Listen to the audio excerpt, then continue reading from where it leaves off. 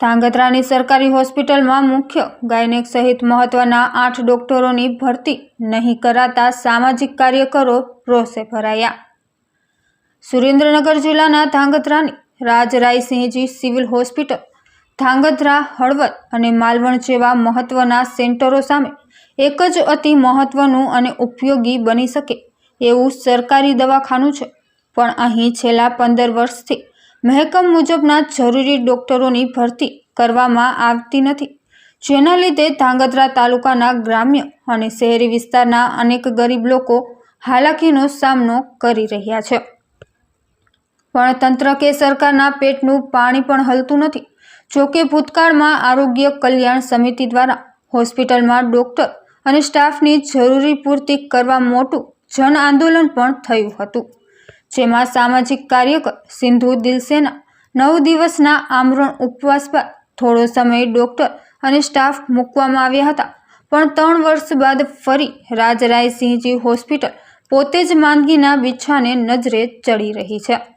નાનામાં નાની તકલીફોમાં દર્દીને સુરેન્દ્રનગર રિફર કરવામાં આવી રહ્યા છે, ત્યારે એક સમયે ધાંગધ્રાના લોકલાડીલા પૂર્વ આરોગ્ય મંત્રી આઈ.કે. જાડેજા દ્વારા આ હોસ્પિટલને આપવામાં આવેલા કરોડોના આધુનિક ઉપકરણો તેના ઉપયોગ વિના ધૂળ ખાઈ રહ્યા છે। હમણાં હાલમાં જ જિલ્લા સંકલન સમિતિમાં ધાંગધ્રા હળવદના ધારાસભ્ય પ્રકાશભાઈ વરમોરાએ પણ ધાંગધ્રા તેમજ જિલ્લાની સરકારી હોસ્પિટલોમાં ડોક્ટરની ભરતી કરી આરોગ્ય સ્તર સુધારવા ખાસ વિનંતી કરી હતી।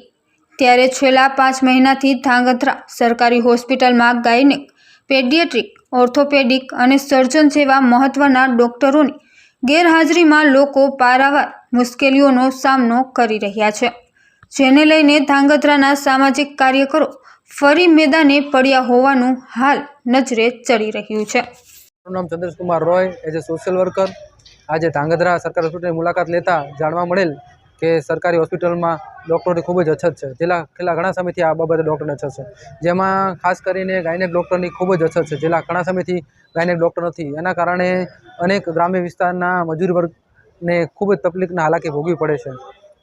એટલા માટે સરકારશ્રીને આ બાબતે અગાઉ આવેદનપત્રો ખૂબ જ આપવામાં આવેલા છે સામાજિક કાર્યકર્તા અને આગેવાન દ્વારા, પણ હજી સુધી કોઈ પ્રકારનો નિકાલ કરવામાં આવેલ નથી। સરકારશ્રીને અનુરોધ છે કે આ બાબતે તત્કાલીન ડૉક્ટરોની અછત પૂરી કરવામાં આવે અને સરકારી હોસ્પિટલના ડૉક્ટર પૂર્ણાવતી કરવામાં આવે।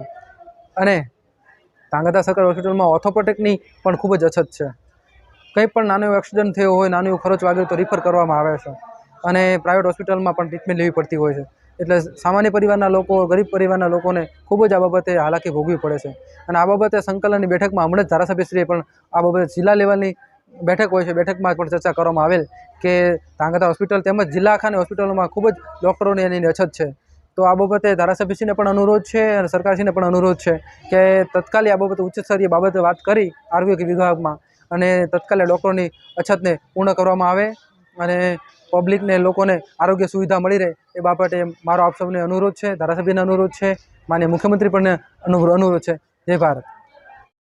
બોલો બેન, તમને શું તકલીફ છે સરકારી હોસ્પિટલમાં?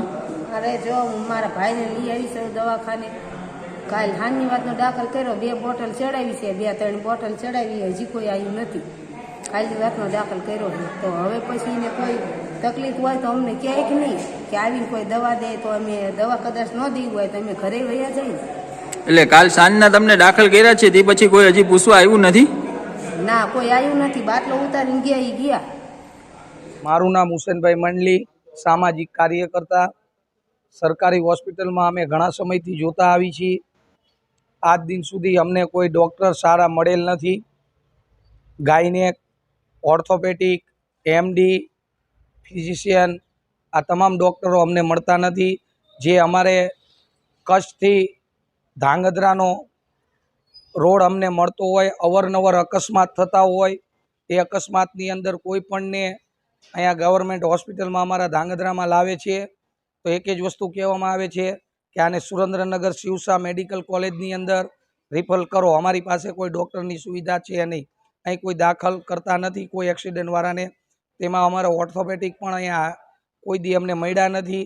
તેવી અમારી લાગણી અને માંગણી એક જ છે કે અમને બધા ડૉક્ટરની સુવિધા મળે તો અમારા ગરીબ દર્દીઓને સુરેન્દ્રનગર સુધી લાંબુ થવું ના પડે તેવી અમારી લાગણી અને માંગણી એક જ સરકારશ્રી પાસે છે કે વહેલી તકે અમને આ ગવર્મેન્ટ હોસ્પિટલ જે અમારું રાજાશાહી વખતનું આ હોસ્પિટલ ઐતિહાસિક છે અને હોસ્પિટલની અંદર સુવિધા પણ છે, તો આ હોસ્પિટલની અંદર અમને ડૉક્ટર તમામ મળી જાય તેવી અમારી લાગણી અને માંગણી એક જ છે અને ગરીબ દર્દીઓને લાભ મળે તેવી અમારી આશા વ્યક્ત અમે કરી છે. સાહેબ, અત્યારે સરકારી હોસ્પિટલોની અંદર ડોક્ટરોની કેટલી અછત છે? હું ડૉક્ટર કમલેશ દરેજે અત્યારે ઇન્ચાર્જ અધિક્ષક તરીકે અહીંયા ફરજ બજાવું છું સરકારી હોસ્પિટલ ધાંગધ્રા ખાતે. હવે અમારી વર્ગ 1માં ડૉક્ટરની જે ટોટલ 8 જગ્યાઓ છે એમાંથી 2 જગ્યાઓ અત્યારે ભરેલી છે અને વર્ગ 2 મેડિકલ ઓફિસરની જે 4 જગ્યાઓ છે એમાંથી 3 જગ્યાઓ અત્યારે ભરેલી છે. બાકીની જગ્યાઓ અત્યારે ખાલી છે, જેના માટે અમે અમારી વડી કચેરીને રજૂઆત કરેલી છે. હાલ સર, પ્રસ્તુતિ કેસ માટે કોઈ ડોક્ટરો છે કે નથી હોસ્પિટલમાં?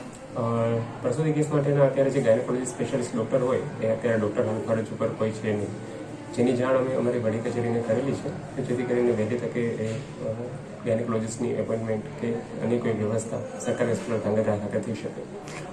ઓર્થોપેડિક ડોક્ટરોની પણ કેટલી ભરતી છે અને અત્યારે હાલમાં કેટલા છે ઓર્થોપેડિક?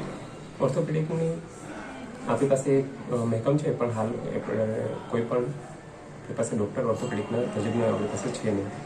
તો સર, સરકારી હોસ્પિટલની અંદર હાલમાં અત્યારે કેટલા ડોક્ટરોની અછત છે?